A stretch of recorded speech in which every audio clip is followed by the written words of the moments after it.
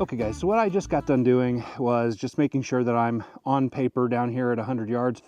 This is a Seekins DMR chambered in 6 ARC, and I want to switch ammos.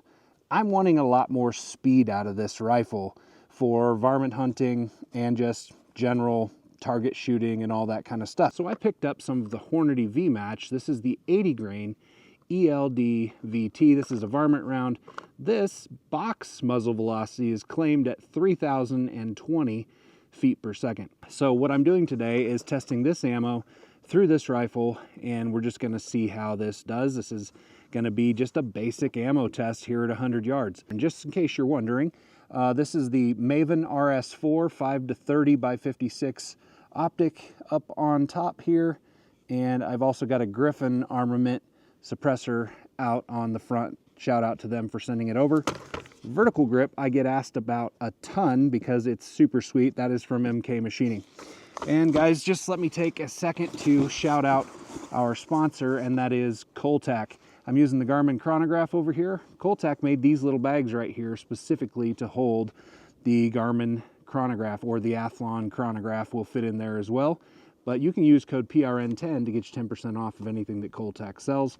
Make sure and jump over there and check out cool products from Coltac. And in case you're wondering, we're going to see how this works out, but these are generic AR Stoner like 6.5 Grendel mags from Midway. So I haven't had any trouble with any of the mags that I've run in this this rifle to date, but we're going to find out with these little speedy guys.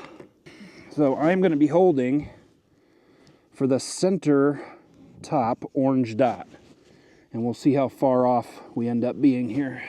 Here we go.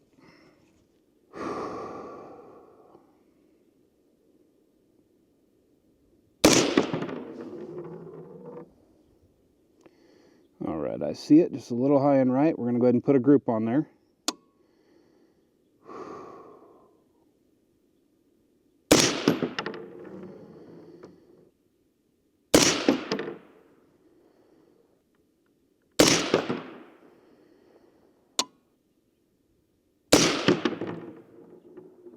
I'm actually going to leave the Garmin running here, guys. Our average so far is 29.27, and that group is about an inch down there, which is, for me, driving a gas gun, that's about what I would expect.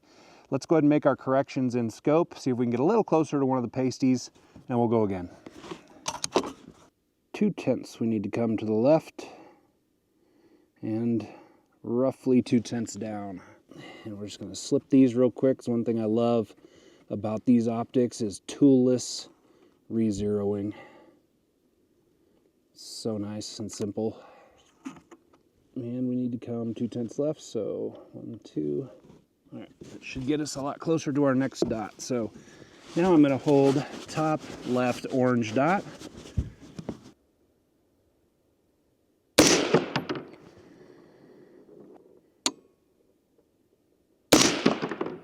Oh, that must have been me, because that first one was dead nuts in the middle, but we'll see.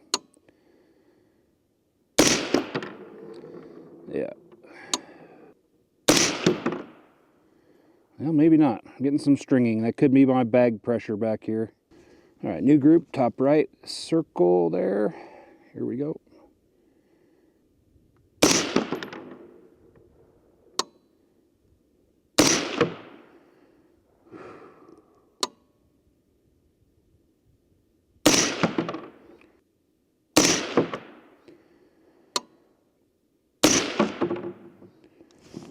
All right, 15 shots is plenty to get a good standard deviation and extreme spread, guys. So I'm gonna go ahead and give you that data right now.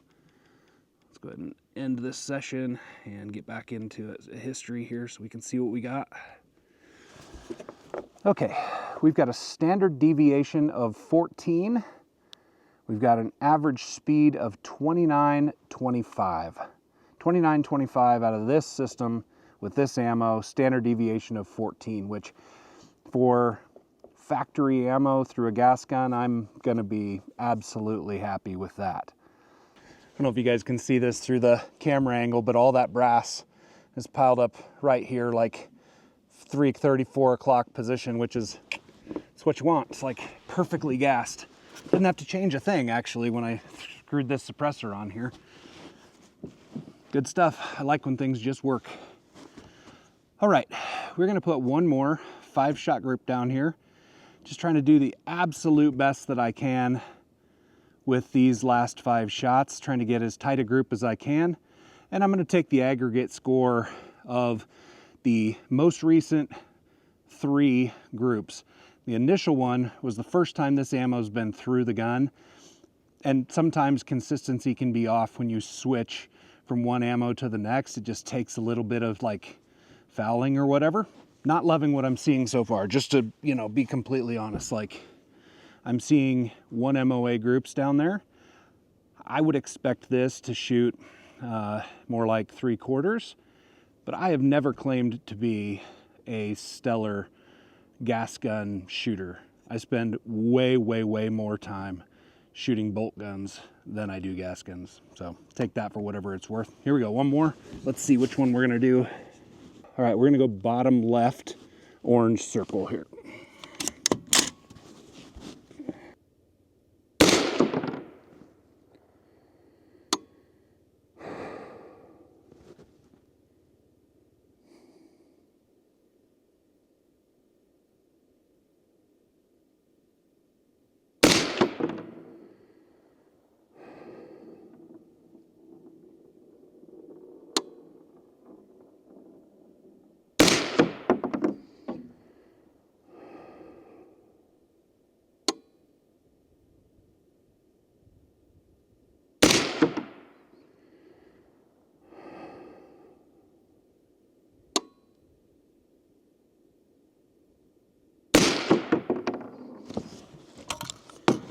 All right, that's considerably better.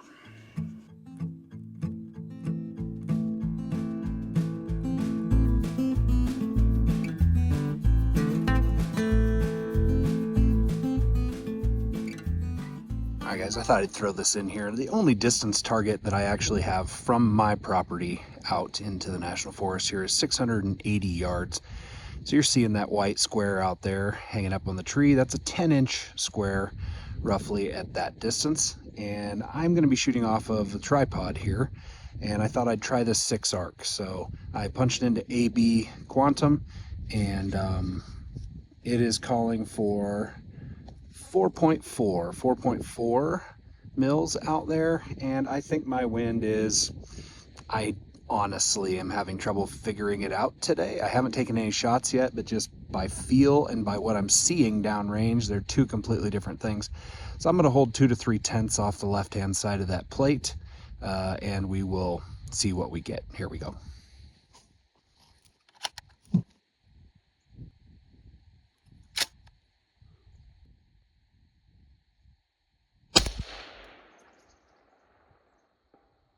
Impact. First round, I'm going to give it 1 more tenth. I'm going to try again.